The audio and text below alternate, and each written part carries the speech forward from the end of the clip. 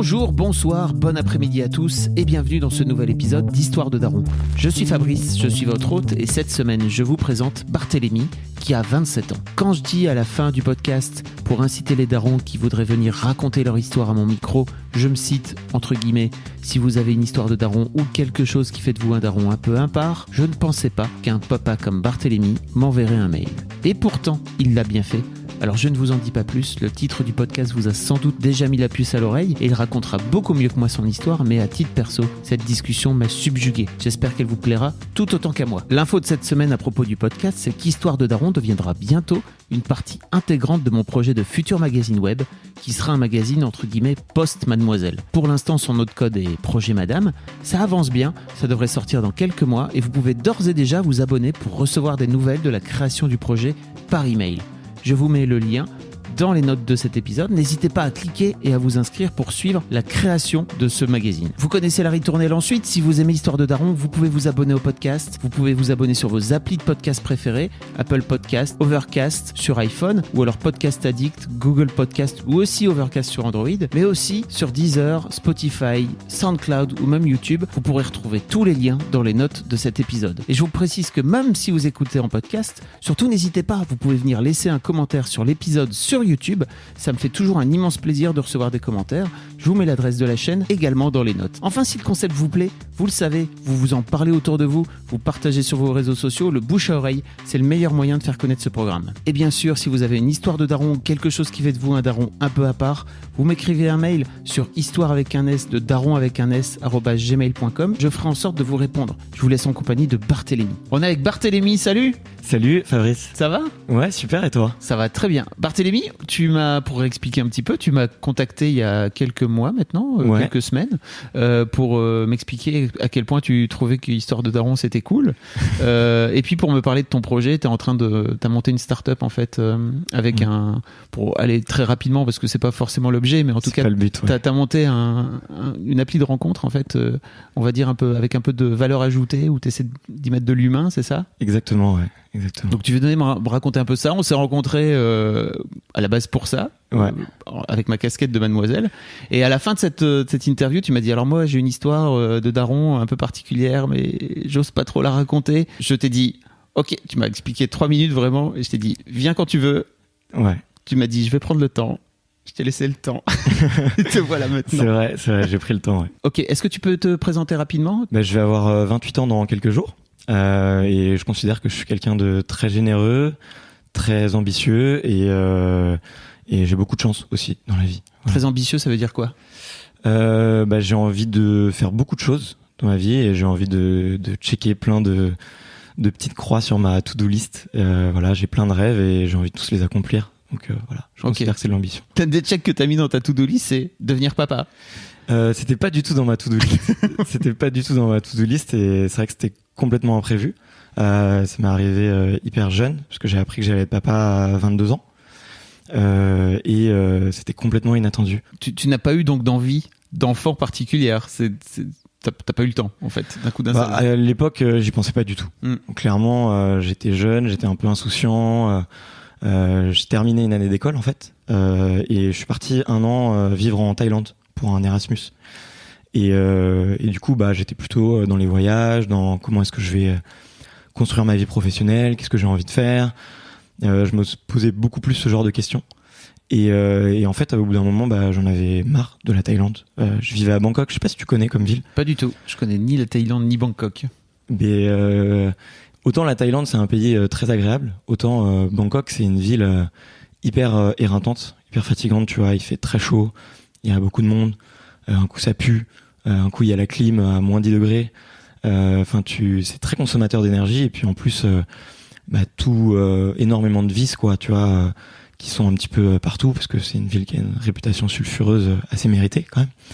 Et du coup j'avais envie de rentrer et on était plusieurs à vouloir rentrer et on s'est pris une petite coloc et en fait notre départ 5 jours avant mon départ et le lendemain je crois qu'il y avait mon ancien coloc de l'époque qui partait le lendemain et on va en boîte et on fait la fête et voilà, et t'imagines 5 garçons très jeunes, presque encore ados Et je me suis retrouvé tout seul dans cette discothèque, un petit peu lugubre.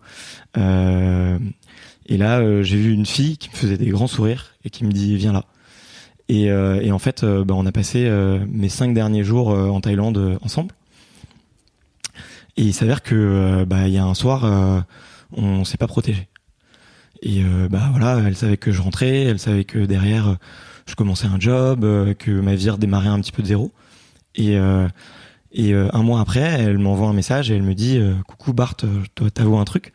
Je suis enceinte et je suis sûr que c'est toi. Donc là, effectivement, petit coup de massue sur la tête. Mais un petit. C'est pas possible que ce soit un petit coup de massue. Non, c'était un très gros coup de massue. Ouais, je t'avoue, je m'y attendais pas du tout. J'étais pas prêt. Et c'était pas dans mes plans, quoi. C'était pas du tout ce que j'avais prévu de faire. Et en fait, au début, je me suis dit, j'en ai parlé que à mes parents, quelques amis aussi très proches. Et j'ai fait face à beaucoup d'incompréhension. Déjà parce que en Thaïlande, il y a une réputation qui fait que c'est un petit peu particulier quand tu tapes avoir un enfant en Thaïlande. Les premiers forums sur lesquels tu tombes, c'est pas très joyeux. Tu veux dire, pour expliquer. Sois explicite, il faut dire, on appelle un chat un chat. T'as raison, ouais. Écoute, je pense que le mieux, c'est d'expliquer un petit peu l'histoire de la Thaïlande. C'est vrai qu'ils ont un passé vis-à-vis de la prostitution et du marché de la femme qui est très riche. Ça a commencé avec la Chine dans les années 500, où il y avait des empereurs chinois qui venaient se servir de filles, et puis le roi de Thaïlande, qui était le royaume de Siam à l'époque, a dit non, maintenant si nos femmes sont belles, elles restent, mais vous devez payer sur place. Puis après, il y a eu la guerre du Vietnam, beaucoup plus récemment, avec les soldats américains qui venaient au port de Pattaya. Et depuis une vingtaine d'années, avec l'explosion du tourisme, du visa retraite, du visa expat, il y a beaucoup d'hommes qui rencontrent des femmes thaïlandaises. Et en fait, c'est devenu un vrai moyen de promotion sociale, tu vois. Faut surtout pas généraliser, mais c'est un peu ce qui se passe, c'est un peu ça dans la tête de certaines femmes, notamment des régions très pauvres. Et en fait, Praya, la mère de mon fils, avant que je la rencontre, elle utilisait son corps pour se gagner sa vie. Et en fait, elle avait quelques hommes blancs, appelons-les comme ça, qui lui envoyaient de l'argent tous les mois pour être sûr que quand eux ils viennent voyager en Thaïlande pour leurs vacances, pour être sûr qu'elle soit là. Et c'était sa principale source de revenus. Donc t'imagines que une femme enceinte vis-à-vis d'eux, la relation elle c'est un petit peu compliquée. Donc même elle, c'était très dur pour elle aussi. Et du coup, on a eu tout de suite un rapport, elle et moi, un peu conflictuel, parce qu'on devait régler beaucoup de problèmes, tu vois, que ce soit des problèmes financiers, des problèmes de distance, des problèmes de culture. Et mes parents, face à ça, et mes amis, c'était fais attention à toi, en fait. Ils ont eu une approche hyper protectrice, et du coup un peu méfiante. Mes parents sont des grands sceptiques. Moi, je le suis beaucoup moins avec le temps. Mais leur premier avis, c'était fais attention, vérifie que c'est bien le tien, te laisse pas mener en bateau, ne crois pas tout, fais attention à toi, quoi. Et quid du jugement aussi? Ouais. T'en parles pas, mais... Ouais, mes parents... Parce qu'en fait, est-ce que t'as une relation, pour être très honnête, est-ce que t'as une relation tarifée avec cette fille à l'époque? Jamais. Jamais, c'était pas ton objectif. Ok. C'est un des trucs que j'avais oublié de dire quand je parlais de la Thaïlande, c'est que ils ont une approche du corps et de la relation sexuelle qui est très différente. Tu peux avoir une fille qui, un soir, va rencontrer un super jeune homme qui lui plaît et elle va se dire je rentre avec lui ce soir, ça se passe bien. Et puis, quelques semaines plus tard, rencontrer un vieux boutchou, un peu macho, pas du tout sympa, et elle va sans aucun scrupule lui dire écoute, si tu veux rentrer avec moi, c'est temps, quoi. Okay. Et moi j'étais dans le premier cas. Okay. C'était une amourette de vacances, quoi. Ouais. 5 jours c'était très cool, on a beaucoup rigolé, on s'est confié énormément de choses sur nos vies. Elle m'a dit tout de suite qui elle était, tu vois, et ce qu'elle faisait et comment elle se rémunérait. Et je lui dis mais en fait c'est quoi ton métier? Est-ce que tu te considères comme j'aime pas le mot, mais est-ce que tu te considères comme une prostituée? Elle me dit non, I'm looking for a boyfriend, tu vois. Et c'est à ce moment-là que j'ai compris que c'était aussi un moyen d'ascension sociale, que c'était un moyen de survivre aussi, parce que les études coûtent très cher là-bas. Elles sont pas réservées à tout le monde comme en France, et que quand tu viens d'un petit village, le meilleur moyen de gagner ta vie, c'est de partir à Bangkok. Et les endroits où il y a beaucoup de travail pour les filles, c'est les bars, les clubs, voilà. Certaines tombent dedans vraiment fort, et puis d'autres, chacune gère un peu comme elles veulent, mais du coup il y a énormément de possibilités, tu vois. Mais on peut pas du tout tomber dans la caricature du marché du sexe avec la Thaïlande. Il y a des vérités, mais il y a énormément j'ai vu énormément de situations différentes. Ouais. Ok. Donc le jugement, pour en revenir là, oui. Mes copains ont été super cool au début parce que ils m'ont posé énormément de questions. C'était des questions auxquelles c'était dur de répondre pour moi à l'époque. Aujourd'hui, aucun souci, tu vois, je suis hyper heureux. Mais à l'époque, c'était compliqué. Pourquoi c'était compliqué? Tu vois, c'était comme je te disais, c'est pas des questions auxquelles je m'attendais, quoi. Est-ce que tu veux être papa? Est-ce que tu veux retourner en Thaïlande? Est-ce que tu as envie qu'elle vienne? Est-ce que si c'est le tien, tu t'engages à 200% à être son papa et tout. Il fallait que je me pose ces questions. Et ils ont été très cool de pas beaucoup en parler au début. Et du coup, c'est resté très intime. Donc moi, je me suis dit, pour répondre un peu à ces questions, je vais y aller. Et là, j'y vais et ça se passe très mal. On passe du statut amourette de vacances où on rigole, c'est léger, c'est sympa, à on doit faire des plans de vie, on doit se structurer, on doit s'organiser. Et moi j'étouffe, ça va pas. Et... Tu vas trop vite parce que en fait entre temps il y a quand même un vrai truc, c'est tu décides de t'engager enfin en fait le simple fait de retourner en Thaïlande, c'est déjà pour toi une forme de, en fait je vais faire en sorte d'avoir d'avoir une relation avec cette fille pour voir si je peux reconnaître cet enfant éventuellement, quoi. Ouais. Mais ça, le chemin, tu le fais comment dans ta tête? Tu peux pas, c'est trop rapide. Tu peux pas dire juste, je suis allé en Thaïlande et puis après on s'est un peu embrouillé parce que quand même, qu'est-ce qu'on allait avoir comme chien? On ne savait pas. Non, trop vite. Comment ça s'est goupillé dans ta tête? C'est vrai, ouais, t'as raison. Je suis allé un peu vite sur cette partie-là. C'est pas grave, elle est importante, ça. Hein. Mais en gros, je me suis vite rendu compte qu'il y avait deux cas de figure. C'était soit j'assume et j'essaye de trouver des solutions aux pseudo-problèmes qu'il y avait, soit je nie en bloc et j'oublie, et puis de toute façon elle est à 12 000 km, il suffit de bloquer les gens sur Facebook et sur WhatsApp et puis t'oublies. Et je me suis pendant de longs mois je me suis posé la question, quoi. Et en fait j'ai eu une copine qui m'a dit qui m'a posé une super bonne question, qui m'a dit mais est-ce que tu serais prêt à accepter que ta chair, une partie de toi, ne jamais connaître qui c'est, ne jamais être certain déjà que c'est ton enfant, et est-ce que tu te sentirais bien avec l'idée de refouler ça un peu toute ta vie? Et le lendemain matin, je me suis levé, je crois que j'ai passé 30 minutes devant ma glace, et la réponse elle était évidente en fait. C'était non, de toute façon je pourrais pas vivre avec ça. Et même si je pourrais y arriver maintenant à court terme, je pense que quand ce genre de trucs reviennent au galop plus tard, tu te prends... je pense que tu traverses des moments très durs. Donc je préférais essayer d'assumer tout de suite, que ça soit un petit peu compliqué, et de revenir et d'être heureux sur le long terme plutôt que d'essayer d'enfouir quelque chose sur le court terme. Et dès que j'ai eu cette réflexion,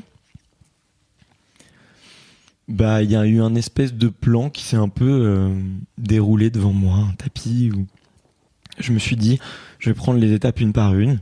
La première, c'est j'y vais, je vérifie que c'est bien mon enfant, je vois si j'ai envie de rester, je vois si on peut faire un couple, créer une famille plus conventionnelle. Et si c'est pas le cas, on trouvera une autre solution. C'est pas grave. Ce qui compte, c'est c'est d'être heureux et d'essayer de construire quelque chose sur le long terme. Et manque de bol, quand j'y suis allé, ça s'est pas bien passé. Mais très vite, je me suis dit, c'est pas grave en fait, finalement. J'ai pas de modèle autour de moi qui a fait ça, mais je peux le créer, ce modèle-là. Je pense que... Pourquoi ça s'est pas bien passé en fait? Parce que t'essayais de plaquer t'essayais de plaquer ton plan sur sa vie à elle, c'est ça, à ce moment-là? Ouais, je pense. Il y avait beaucoup de trucs que je pouvais...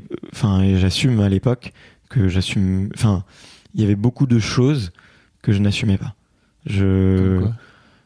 Son passé à elle. C'est pas que j'en étais pas fier, mais tu vois, j'étais un petit peu gêné par rapport à ça. J'avais des craintes du coup aussi pour mon fils. Je me suis dit, mais dans quel contexte elle va grandir? Je connaissais pas du tout, je connaissais pas sa famille, je connaissais pas son environnement, je connaissais pas sa structure, aussi c'est la façon dont elle avait été éduquée, et donc par un petit peu corrélation, elle éduquerait avec moi Nakin, puisqu'il s'appelle Nakin. J'ai toujours pas dit son prénom. On ne sait pas encore si c'est une fille ou un fils. Tu l'as même pas dit, je pense que t'as parlé de ton. Je crois que j'ai dit mon fils. Ah bah D'accord. Et ouais, du coup, j'avais plein de petites craintes. Ta question, c'était... Qu'est-ce qui faisait que ça s'est pas bien passé, tu penses, cette première rencontre-là, effectivement, une fois que tu as passé l'aspect amourette de vacances, comme tu dis, et qu'à un moment donné, il faut rentrer dans qu'est-ce qu'on va faire de cet enfant, ça devient un peu plus sérieux, quoi. Ouais, exactement. Tu l'as très bien dit, j'ai essayé de calquer mon plan sur un problème existant. Et il y a beaucoup de choses qui se font dans la vie par des compromis, et là, je devais faire beaucoup de compromis, elle aussi. On n'était pas prêts à les faire à ce moment-là. Et c'est venu assez naturellement que je serais papa, mais au début, à distance, que je pourrais venir quand je veux, que j'aurais quand même des responsabilités, que ce soit financière, que ce soit administrative, que ce soit paternaliste aussi. Notamment parce que Praya, la mère de mon fils, elle a jamais connu son père à elle. Donc je pense qu'elle en a souffert et qu'aujourd'hui elle en souffre encore, et du coup et j'ai énormément de chance à ce niveau-là, c'est qu'elle a toujours eu envie, même si elle et moi ça se passait pas très bien, elle a toujours eu envie au fond d'elle que son fils connaisse au moins qui est son père, d'où il vient, quelle culture il a, et qu'il puisse participer à son éducation. Donc ça s'est pas bien passé parce que énorme différence de culture, d'éducation. C'est quoi les trucs sur lesquels vous butiez? Enfin, si tu as un exemple comme ça qui puisse être concret pour comprendre. On se rend pas compte, mais la religion, par exemple. Tu vois, moi, je suis pas croyant, mais en France, on a une forte culture et passé assez chrétien, judéo-chrétien, je dirais même. Et donc c'est les obligations de Noël, le dimanche on est ensemble, on est en France aussi, et en Europe je trouve qu'on est ultra protecteur avec nos enfants. Un des faits marquants, c'est que j'ai été incapable de mettre mon fils dans une poussette, avant une histoire que je te raconterai après, mais pendant plusieurs fois, quoi, des crises énormes, parce que là-bas il est jamais attaché. Dès qu'il se tenait droit, il montait sur un scooter sans casque, sur les genoux de sa mère. Oui. T'imagines que la première fois que j'ai vu ça, alors que je l'avais vu plein de fois là-bas, tu vois, j'avais vu des fois ils étaient 5 sur un scooter, le plus grand au volant, enfin au guidon, il devait avoir 12 ans, et puis toute la famille derrière. Et quand ça m'est arrivé, waouh, mais attends, quand c'était ton propre fils. Ouais, tu te dis mais c'est pas possible, tu vas pas faire ça, au moins mets-lui un casque, attache-le, fais super gaffe, tu stresses, quoi. C'est dû à quoi pour toi cette différence de rapport à la sécurité? Praya, elle a grandi dans une région très pauvre de la Thaïlande qui s'appelle Lisan, qui est au nord-est. C'est toute la partie avec la frontière du Laos, et c'est vraiment une région très pauvre. Et très très vite, les enfants sont autonomes. Il n'y a pas de voiture, Il n'y a pas de danger. Les plus gros dangers qu'il y a, c'est les oies qui te pincent les doigts si tu les approches, ou les chats qui te grillent si tu leur tires la queue, tu vois. Et tu vois, il n'y a pas de voiture, il n'y a pas de... ils regardent pas la télé, donc ils voient pas des thrillers qui font un peu flipper et qui créent de l'angoisse. Il y a pas... tout le monde se connaît, tout le monde est plutôt bienveillant les uns envers les autres. Il y a... donc les enfants sont hyper autonomes et très vite tu vois des enfants dans la rue, ils ont 1 an, 2 ans, ils marchent, ils font faire leurs premiers pas, ils vont voir les animaux, ils traversent la route, ils vont dans les maisons des voisins qu'ils connaissent pas, et là-bas ils sont très protecteurs mais très bienveillants. Ils prennent tous les enfants dans les bras énormément. Ils ne frappent pas les enfants, c'est interdit là-bas de frapper un enfant. Et il y a plein de petites différences de culture dans l'éducation. En France, on fait attention à la sécurité de nos enfants, mais en revanche, on continue à leur mettre des fessées, quoi. Tu vois, comme quoi, c'est paradoxal. Entièrement, c'est vraiment paradoxal. Bah, tu vois du coup un peu le gap qu'il y a entre les deux. Et en fait, bah, tu vois, en l'espace de quelques jours, tu te dis, c'est pas possible, ça peut pas marcher, quoi. Moi, je vais trop stresser, je vais être lourd. On va scraper le chignon tout le temps. On va pas être d'accord. Il y avait même des sujets un petit peu ridicules, tu vois, sur la nourriture, par exemple. Là-bas, les enfants ont un côté assez ils sont assez gâtés et notamment avec la nourriture, et tu vois, ils sont très autonomes. Très vite, ils ont un petit peu d'argent de poche pour aller s'acheter du chocolat. Quand ils ont envie de regarder une vidéo sur YouTube à 1 an, on leur donne le téléphone et on leur dit, et ils regardent, et puis voilà. Et moi, c'est des trucs, ça le faisait pas. Et j'ai mis, je pense que c'était la période la plus dure en tant que père. C'était d'accepter tout ça, en fait.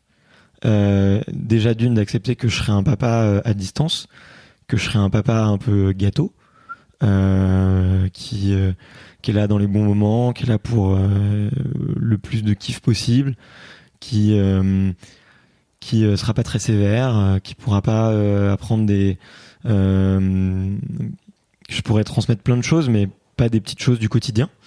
Bon, après, je compense à ma manière, parce qu'on se voit quand même assez souvent. Et ça, c'était cette différence d'éducation, c'était le truc le plus dur que j'avais à régler avec moi-même. Mais c'est un souci d'ego, en fait, finalement, tu vois, et un souci d'ouverture d'esprit. Et aujourd'hui, quand des gens me disent ah, mais il est tombé par terre, il a marché sur les mains pendant une demi-heure et il se met les mains dans la bouche, bon, c'est pas grave, il va survivre, tu vois. Là-bas, ils survivent très bien et ils le font tout le temps. Et ils grandissent bien, ils sont pas plus malheureux, quoi. En fait, ce qui est marrant, c'est que tu as passé 1 an en Thaïlande, mais sans doute tu n'avais pas cet angle-là de la paternité, c'est ça? C'est-à-dire pas que du tout. Tu as dû tout réapprendre de zéro une fois que tu avais l'angle de ok, désormais je suis papa, et peut-être je regarde comment ça se passe avec les enfants, c'est ça? Ouais. Bah, l'avantage, quand même, c'était vivre 1 an là-bas, c'était quand même sur l'ouverture, la compréhension. Une base de culture, quoi. Ouais. Et puis même, c'était une culture que j'aimais beaucoup. Finalement, à la fin, j'avais envie d'entrer, mais c'était pour d'autres raisons. Et du coup, j'étais hyper ouvert, en fait. Donc, des fois, les choses prenaient un petit peu de temps pour être assimilées, mais j'ai tout accepté. Donc, effectivement, être papa là-bas, c'est pas la même chose que être un touriste et prendre ton backpack et un petit scooter, tu vois. Mais ouais, j'ai vécu la culture vraiment encore plus de l'intérieur. J'ai appris énormément de choses sur les relations de famille, sur les relations sociales là-bas, et c'était très intéressant. Moi, je l'ai fait un petit peu, je dirais pas sous la contrainte, mais je l'ai fait parce que je devais le faire et que c'était important. Et aujourd'hui, c'est une force pour moi, en fait. Je considère, parce que. Tu veux dire cette ouverture d'esprit, c'est ça? Ouais. Et être serein, quoi. Pas stressé pour des petits trucs. Pourquoi? C'est quoi le rapport? Bah tu sais les petits trucs, ne pas voir son fils, tu vois. Ah oui. Tu vois, ne pas voir son fils à portée de vue, le laisser prendre un scooter, le laisser s'approcher avec les animaux et les porter, faire des petites bêtises, voilà. Enfin. Comment ça s'est passé? Parce que il manque un truc en fait, mais ouais, on est passé un peu vite. T'es rentré, en fait, est-ce que elle t'a prévenu quand elle était déjà enceinte et donc et toi tu as pu vivre l'accouchement là-bas? Non. Comment ça s'est passé? En fait, j'y suis allé, ça s'est mal passé et je suis rentré très vite. Donc elle était enceinte. Ok. Et en fait, jusqu'à son accouchement, on a eu très peu d'échanges. On était un peu vexés tous les deux, beaucoup d'incompréhension. Et en fait, elle m'envoyait une photo toutes les semaines de son ventre. C'était votre seul quasiment échange? Il y avait quelques mots, mais c'était vraiment très très peu, quoi. Moi, j'avais pas encore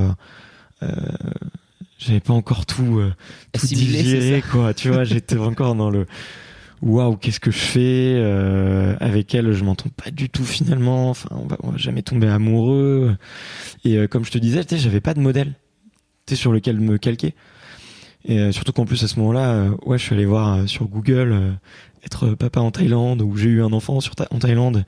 Et tu vois les pires histoires de mecs qui se sont fait, qui ont eu des enfants dans le dos, qui ont eu des enfants qui n'étaient pas les leurs, des hommes qui ont eu un enfant et qui sont installés avec la maman. Et après ça s'est tourné au vinaigre. Ouais. Mes parents toujours un peu sceptiques et moi qui me dis de toute façon il faut que j'y aille, je vais pas accepter, quoi. Et est-ce qu'on peut préciser, juste petite parenthèse, je te coupe, mais que en général les gens qui racontent leurs histoires sur internet, c'est pas forcément les gens pour qui ça se passe le mieux. Ouais, clairement. Et que de la même façon qu'il faut pas aller sur Doctissimo quand vous sentez que vous avez une douleur dans le bras, parce que sinon ils vont vous dire très vite que vous avez un infarctus. Je pense que c'est une bonne idée d'aller piocher des histoires, parce que ça sert aussi à ça, Internet, et ça sert aussi à aller chercher des partages d'expériences. Mais en général, les gens qui ont tendance à raconter, c'est vraiment les cas les plus compliqués, quoi. Ouais, carrément. Ouais. Parce que quand ça se passe bien dans ta vie, tu vas pas venir raconter sur Internet, ça se passe bien dans ma vie et tout va bien, quoi. Enfin, d'une manière générale. Ouais. Pardon, je faisais une petite. Non mais t'as tout à fait raison, quoi. Pour les auditeurs. T'as vraiment raison. Ouais. Et depuis, j'ai rencontré des papas très heureux qui ont eu des histoires un petit peu atypiques et puis qui sont venus s'installer là-bas. J'ai pu échanger, mais après. Au début, le frontal sur Internet, effectivement, tu l'as dit, c'est que le pire, on va dire un peu. Mais, et donc, la grossesse se passe à distance, pour le coup, assez éloignée. Toi, t'es en plein marasme, tu te dis qu'est-ce que je vais bien pouvoir faire de toute cette histoire, etc. Tu sais déjà que c'est ton enfant ou pas encore? Non, je le sais pas encore. Okay. On n'avait pas pris le temps de le faire. Et en fait, je t'avoue qu'à ce moment-là, j'avais encore des doutes. Parce que tu te disais sans doute, elle est en train de me faire un enfant dans le dos, comme tu disais. Ouais, carrément. Ouais.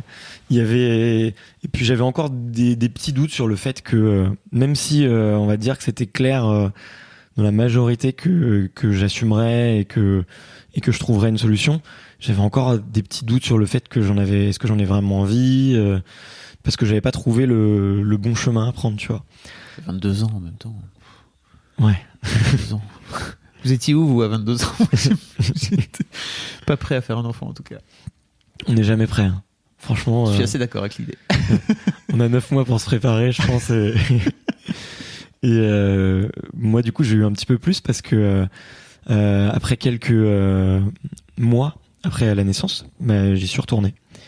Et j'y suis allé avec un ami qui se reconnaîtra.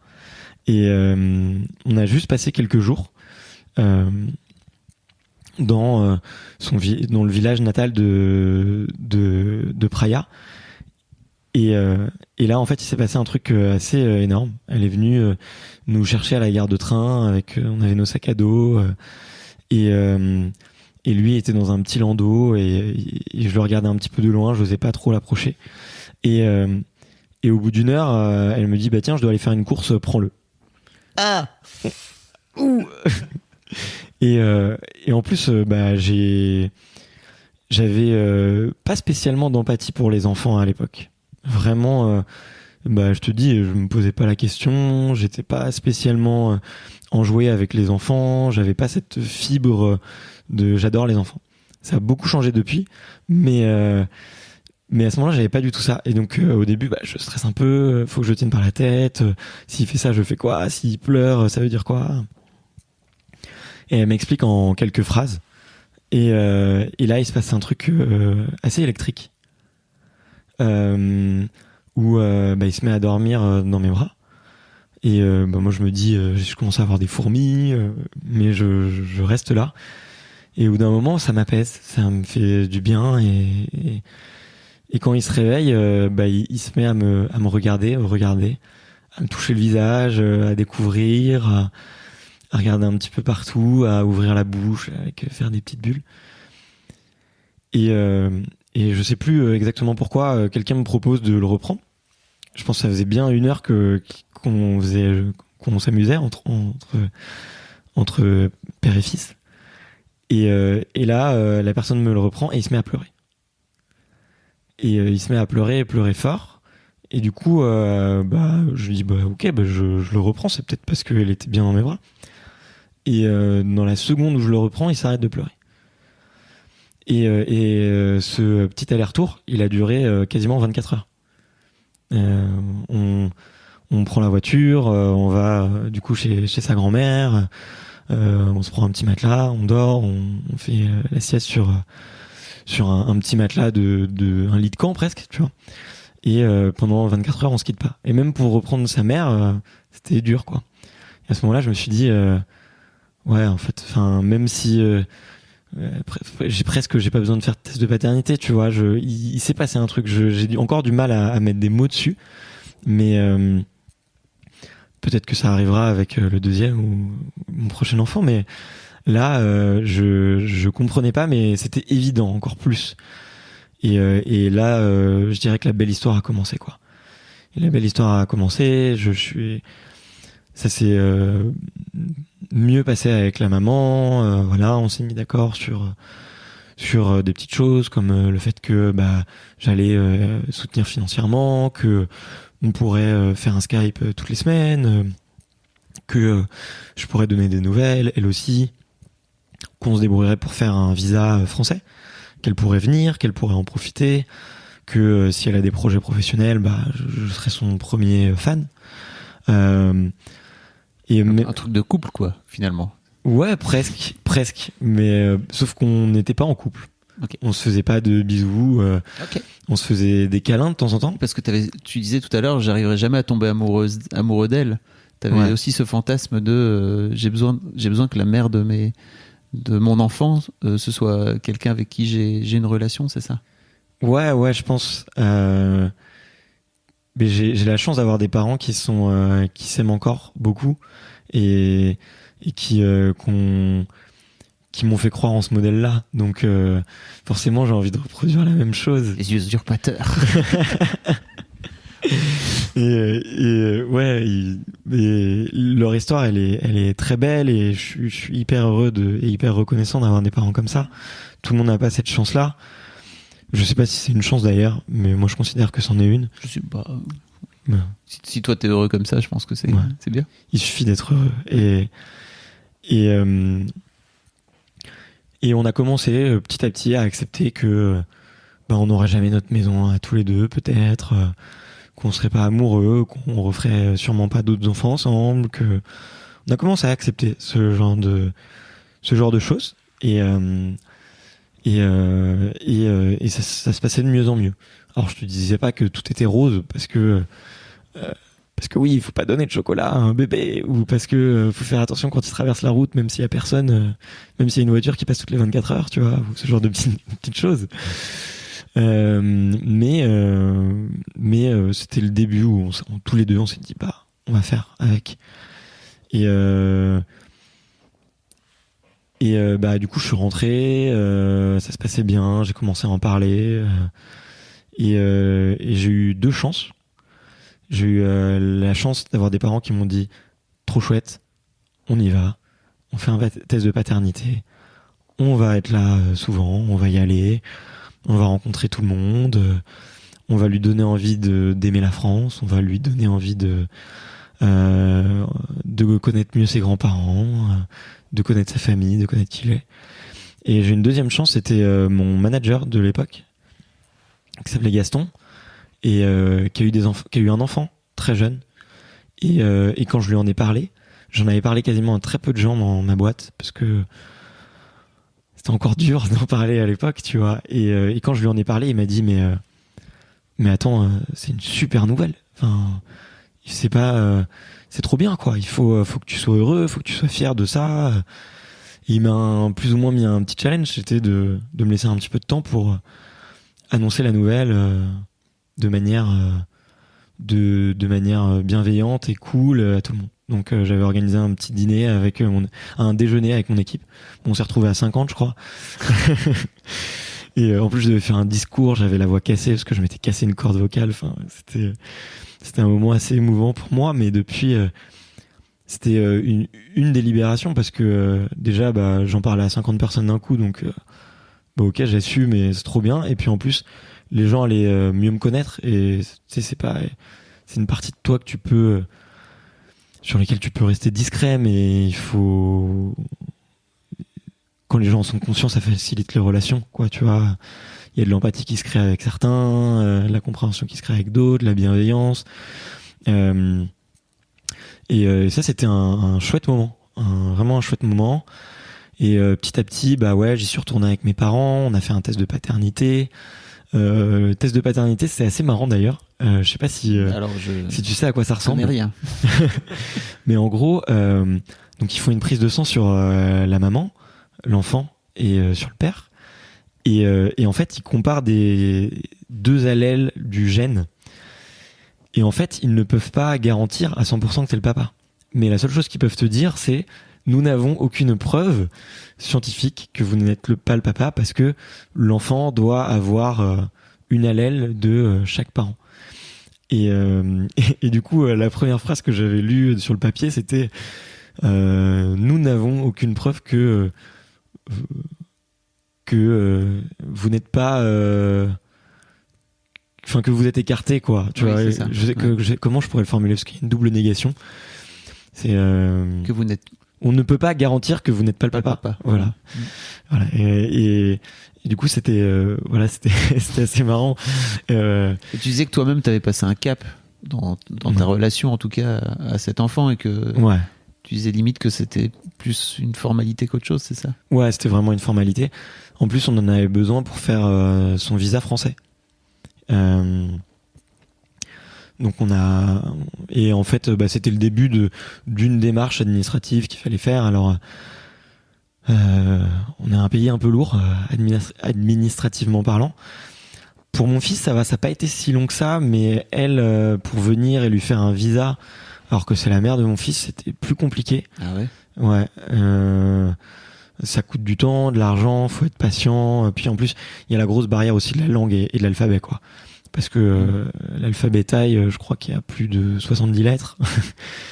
Et puis autant te dire que c'est pour nous assez illisible au premier abord. Donc il y avait un peu cette barrière là. Il faut avoir confiance en l'autre. En fait, faut se dire ok, elle gère ça, moi je gère ça. Elle fait la passerelle un peu sur des choses, moi je fais la passerelle sur des choses. Donc il y a eu une espèce de complicité face à toutes ces petites embuscades de la vie administrative et financière, et qui fait que on a créé une complicité en fait avec la mère. C'est qu'on a traversé plein de moments pas très agréables, tu vois. Prendre rendez-vous à l'ambassade, attendre 1 heure dans une salle d'attente, répondre à des questions hyper embarrassantes. Du type est-ce que vous comptez vous marier, ou est-ce que vous recouchez ensemble maintenant. Enfin, tu vois, on a eu des questions comme ça à l'ambassade de France. C'était quand même très particulier. C'est pour parce que ils veulent c'est notamment pour tout ce qui est visa, ils veulent que les choses soient claires, oui, quoi. Garantir. Ouais. Okay. Donc tu vois, quand tu leur dis voilà, on est parents, on est à distance, elle vient pour les vacances, pour qu'elle puisse découvrir la France aussi, et puis mon fils voir ses grands-parents, enfin, tu vois. Et puis en plus moi je pouvais pas être garant financier parce que je venais Je venais de quitter mon job, je voulais monter ma boîte, ma toute première boîte, et bah du coup j'étais au chômage, du coup je pouvais pas être garant financier, du coup j'ai dû demander à mon papa, du coup mon papa a dû aller à la mairie, et puis ouais, mon papa pareil, ils lui ont demandé des fiches de paye, des trucs comme ça quoi. Mais c'est des petits trucs, c'est pas grand chose au final, tu vois, il suffit juste de montrer patte blanche, mais ça nécessite un peu de temps quoi. Ouais, il faut pas lâcher en fait, faut juste dire j'y vais, puis ça va le faire. Comment s'est passé ce premier séjour en France ? Le premier séjour en France, il a été assez incroyable. Alors, le petit avait quel âge ? Il avait 2 ans. Ok. Ouais. Il avait 2 ans et 4 mois. Donc c'était il y a 2 ans maintenant. Il était venu tout le mois d'avril. Moi j'y étais allé 4 fois avant. Dont une fois avec mes parents. On avait fait des vacances tous ensemble, c'était trop chouette. Et quand il est venu, c'était Disneyland au quotidien, quoi. Il découvrait, c'est vrai qu'il y avait un petit peu le côté grande ville où il faut faire attention, il faut se méfier. Moi, j'étais un petit peu sur mes gardes, et puis en plus, on a pris un peu l'habitude quand même avec Praia, c'est que comme elle est là 80% de l'année. Quand elle vient ou quand moi j'y vais, je suis un papa et elle prend ses vacances quoi. Donc c'était un petit peu stressant, surtout qu'en plus je voulais le présenter à tout le monde, on voulait faire plein de choses. J'avais la voiture, très compliqué de le mettre dans le siège bébé. Enfin c'était, il a jamais été attaché de sa vie quoi. Même dans un taxi, il se met sur les genoux du chauffeur quoi, presque. Donc voilà, et en fait il s'est passé un moment assez chouette, je pense, et ça c'était un check dans ma to-do list. C'est que j'avais une grosse passion pour le running. À l'époque je courais beaucoup, et du coup j'avais envie de lui transmettre cette passion. Et j'ai trouvé une poussette un peu, la première poussette qui venait, pas du tout une poussette de running, et je l'ai mis dedans et on est allé courir 7 ou 8 kilomètres avec des copains avec qui j'avais trop envie de le présenter parce que ils le connaissaient, ils le connaissaient. Ils avaient vu des photos, ils ont entendu parler. Et en fait, ça se passe super bien. Il adore ça. Il y a plein de gens qu'on court en groupe, tu vois. On a un groupe de running, donc on court en groupe. Mes amis étaient super bienveillants, donc ils s'assuraient régulièrement de courir et de voir si lui était bien dans la poussette. C'était pas tombé entre temps. Ouais, c'était pas tombé entre temps. Et puis en même temps, on lui a fait faire un parcours super sympa qui était les quais de Seine. En plein mois d'avril, il fait beau. Voilà, enfin c'était super moment, vraiment incroyable. Et 10 jours après, il y avait le marathon de Paris. Et je sais pas trop ce qui m'a pris. On est revenu avec la poussette. À la base, c'était surtout pour aller supporter des copains et se mettre sur le bord de la route et de lui faire profiter de cette ambiance extraordinaire qu'il y a au marathon de Paris, parce que t'as des milliers de gens dans la rue qui applaudissent, qui sont heureux, qui soutiennent. Enfin, moi, j'adore cette effervescence. Surtout que c'est pas du tout guerrier comme tu peux avoir dans des sports d'affrontement, comme le football par exemple. C'est vraiment tous bienveillants quoi. C'est va combat avec toi-même, allez, tu peux y arriver. Et donc on y va et on se pose à côté du 18e kilomètre. On voit plein de potes passer. Et c'était prévu que je cours un tout petit peu, quelques kilomètres. Et finalement, je me suis dit, allez, on va jusqu'au bout de la ligne d'arrivée. Donc on a couru 24 bornes, c'est ça ? Ouais, 24 bornes, ouais. En poussette. Les 10 premiers, ça se passe à merveille parce que il adore ça, les gens qui sur le bord de la route. Moi, je me mets un peu sur le côté parce qu'en plus, j'ai pas de dossard. J'ai pas envie de gêner les gens qui courent et tout, et donc il se met tu vois, on court à côté de la route puis on est à côté du public, donc je fais quand même très attention parce que des fois tu sais, il peut y avoir des petits accidents, mais lui il se met à tendre les mains pour taper dans les mains de tout le monde, il crie, il fait bravo, il adore ça, il est émerveillé quoi. Et après il s'endort pour 10 km suivants. Et il s'est réveillé je crois à 3 km de l'arrivée, dans le bois de Boulogne où il y a personne, il y a plus un chat. L'ambiance est un petit peu moins drôle parce que voilà. Et là il voulait sortir de sa poussette, il en pouvait plus, là il en pouvait plus, il avait chaud, il transpirait, je lui donnais de l'eau, on s'arrêtait, on recommençait. Et j'ai croisé des copains où c'était cool, eux aussi ils ont participé un peu à ça. Et j'avais pas de dossard et du coup j'ai un très bon copain qui s'appelle Adrien, un mec génial quoi, un mec en or qui est passé à côté de la vie plusieurs fois et qui s'accroche, et un mec énorme. Et je lui dis il avait une énorme perruque rouge sur la tête. Je lui ai dit tu vas le faire jusqu'au bout, tu traverses la ligne d'arrivée avec mon fils, parce que moi je pouvais pas. Donc il a fait les 200 derniers mètres avec lui. Moi j'étais sur le côté de loin, je regardais, puis lui mon ami hyper fragile qui me cherchait du regard, un peu paumé, qui savait pas trop quoi faire, et puis mon fils qui voulait s'en aller. Et il a été adorable, Adrien. Il lui a donné sa médaille, il lui a donné son t-shirt. Puis après on allait faire la fête avec tous les copains, et ça c'était un moment assez incroyable quoi. Donc je sais pas s'il courra plus tard, j'essaierai de lui donner envie. Parce que là il a 4 ans aujourd'hui, c'est ça? Ouais, il a 4 ans et demi, ouais.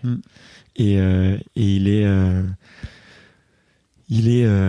est en hyper sportif, hyper actif, un peu comme moi petit, et il est très très dynamique, donc je pense qu'il fera du sport plus tard. Et ça lui a donné un petit peu envie. Donc ça c'était un peu son premier voyage, et on a aussi vu toute la famille, les cousins, les cousines, tous les copains. J'ai vraiment essayé de voir tout le monde, donc on avait un programme hyper rempli.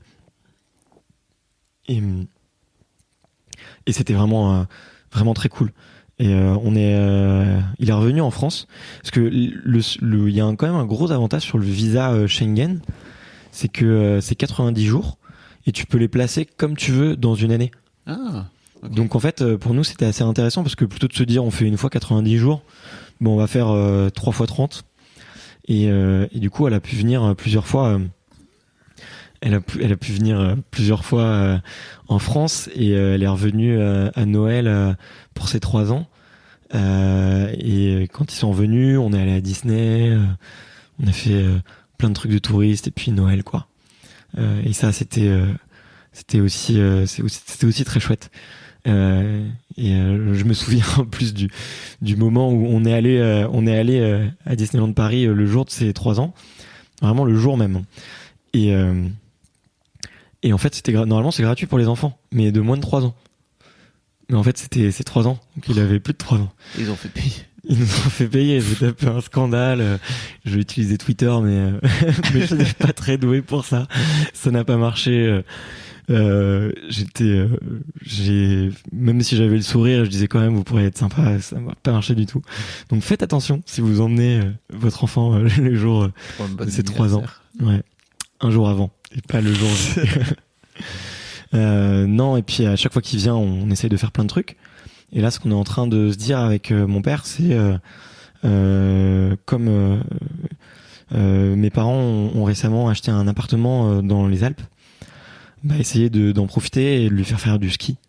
Donc, et comme lui, les saisons scolaires sont décalées mars-avril pour eux. Enfin, ils ont un mois en octobre et ils ont un mois sur mars-avril. Et du coup, on s'est dit, tous les ans, une petite session de ski entre mars et avril pour lui donner envie, pour lui faire découvrir ce que c'est. Donc à chaque fois que je le vois, on essaye de faire un maximum de choses quoi. Vous voyez tous les combien de temps là maintenant alors en ce moment on se voit un tout petit peu moins parce que je travaille beaucoup et que financièrement faut quand même s'offrir des billets d'avion. C'est cher non? Ça coûte combien? Un aller-retour si tu te débrouilles bien ça coûte 500 €. Ok. Ouais. Mais bon, tu vois, tu fais plein de cadeaux, tu fais plein de sorties, tu fais plein de trucs. Mais avant c'était tous les 3 mois. Là en ce moment c'est plutôt tous les 6. Mais je sais que la fréquence augmentera plus tard. Et puis on a eu une conversation hyper intéressante avec sa maman. Elle a très envie que lui vienne faire ses études en France plus tard. Elle est consciente de la qualité, de la scolarité, et elle en a très envie. Donc on commence à y réfléchir, on commence à en parler, à essayer de voir comment est-ce qu'on pourrait essayer de s'organiser. Dans quelques années, donc c'est ça Ouais. Dès que les planètes s'alignent et on les pousse à bout de bras, on met toute notre force pour les pousser et les faire s'aligner. Mais elle notamment, elle s'est mise au tatouage Donc elle a ouvert un salon de tatouage. Donc elle est en train d'essayer de prendre contact avec des tatoueurs français. Essayer de voir comment est-ce qu'elle pourrait peut-être être salariée ou bosser pour un tatoueur ou ouvrir son propre salon. Donc on essaye de réfléchir à cette idée-là. Moi, de pouvoir être un tout petit peu plus serein financièrement parlant, parce que tu connais sûrement ça. Monter ta boîte. Monter ta boîte, ouais. Monter ta boîte, ça veut dire gagner peu d'argent. Ouais, exactement, ouais. Exactement. Et c'est pas le chemin de la fortune, ça c'est clair. Il y en a pour qui ça marche, mais c'est pas. On a souvent une idée un peu fausse du fait que tu montes ta boîte, d'un coup d'un seul tu deviens patron et tu roules sur l'or. Mais ça met beaucoup plus de temps à venir qu'on le croit au début. Ouais. Oui, puis oui.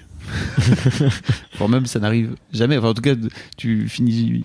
Il y a assez peu de désignés qui finissent par faire vraiment fortune, quoi, si tu veux. Ouais, carrément, ouais. Puis il faut, comme tu dis, que les planètes s'alignent.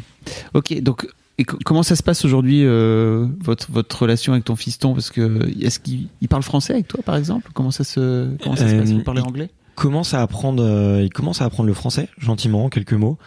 Mais j'ai la chance d'avoir sa maman qui parle très très bien anglais et qui lui parle beaucoup beaucoup en anglais.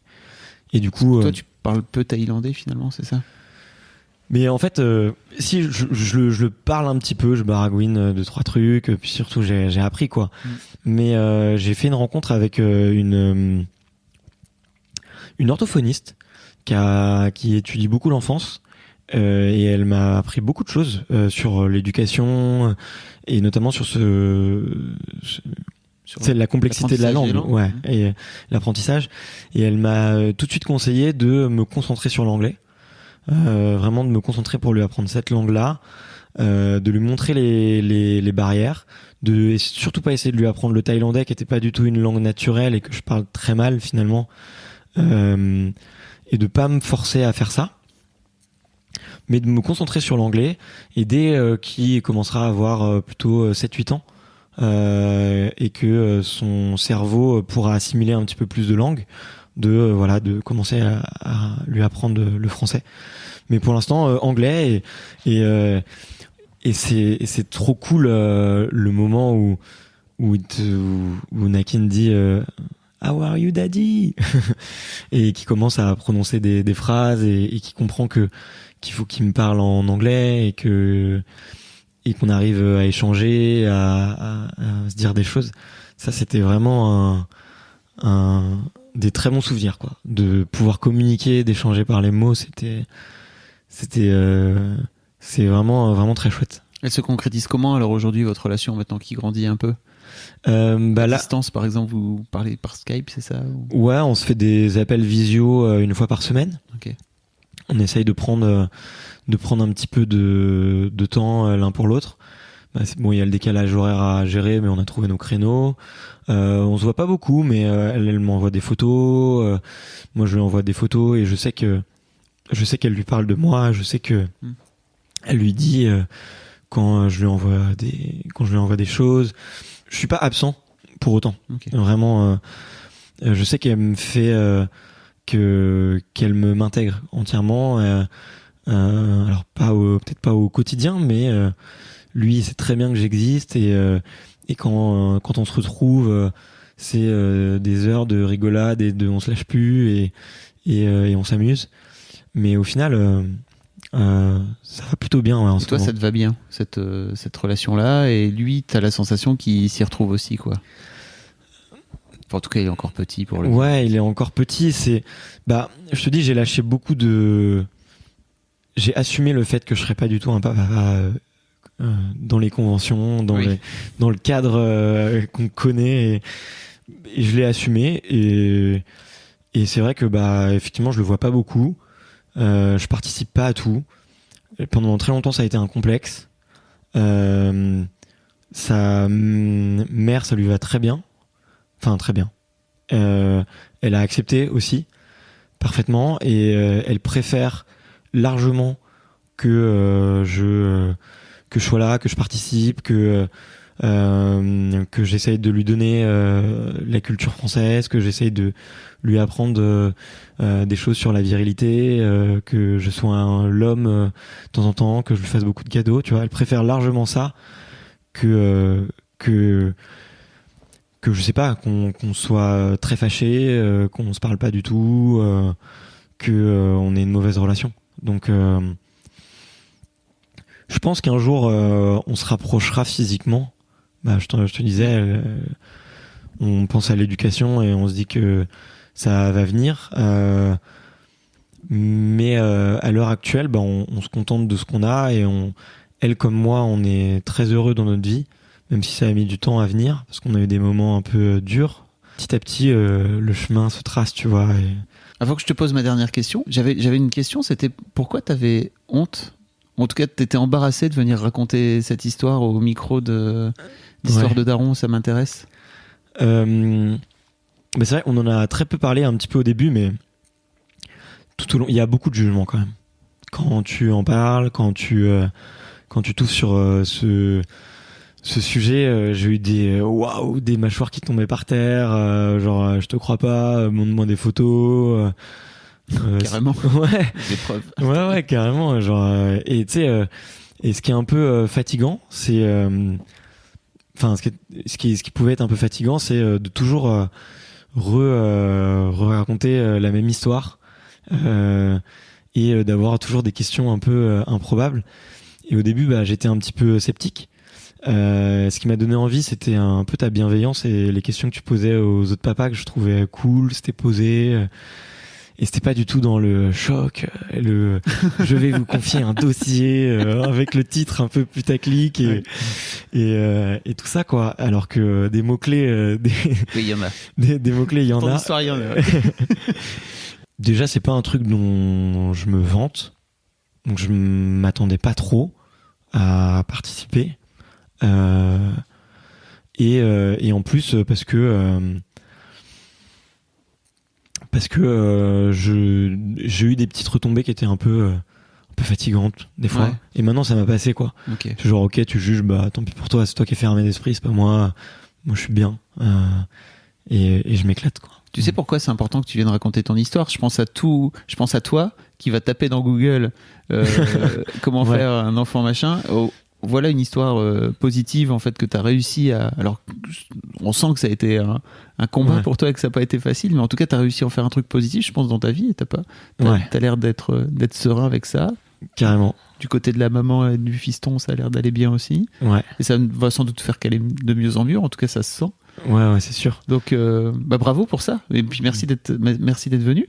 La dernière question c'est, imagine ton fiston, il écoute ça quand il a donc dans 10 ans, 14 ans, qu'est-ce que tu as envie de lui dire? Peut-être même qu'il parlera français et tout. C'est sûr, il parlera français. J'ai envie de lui dire que je l'aime tout simplement et que même si on est à distance, il y a quelque chose entre nous et que j'essaye de donner le meilleur quand je suis avec lui, quand je suis avec toi. Tiens, voilà, je te parle comme si... Et vraiment je suis fier de lui quoi. Je suis fier de lui parce que... Fier de toi donc. Ouais. c'est dur cet exercice. Je suis fier de toi Nakin. T'étais un super bébé et tu grandis de manière trop chouette. Voilà. Merci beaucoup Barthélémy, vraiment. Et c'est moi qui te remercie. Merci d'être venu sur Histoire de Daron. Ouais, c'était vraiment un cool moment. Merci beaucoup. Cool. Je vous souhaite à tous les trois une très belle vie. Merci beaucoup. Merci. Salut. À plus. Voilà, j'espère que cet épisode vous aura plu. N'hésitez pas à me dire ce que vous en avez pensé. Vous pouvez m'envoyer un message sur ma page Facebook, Histoire de Daron, ou alors sur mon Instagram personnel. Je suis sur @fabflorent. Ça, c'est mon pseudo. FABFLORENT. J'adore recevoir vos messages et je fais en sorte de répondre à tout le monde. Et comme je vous l'ai dit début juillet, Histoire de Daron ne s'arrête pas pendant l'été. Je vous donne donc rendez-vous pour le prochain épisode. Ça sera le premier lundi du mois d'août. Ça sera le lundi 6 août 2018. Et d'ici là, je vous souhaite à toutes et à tous une très belle vie.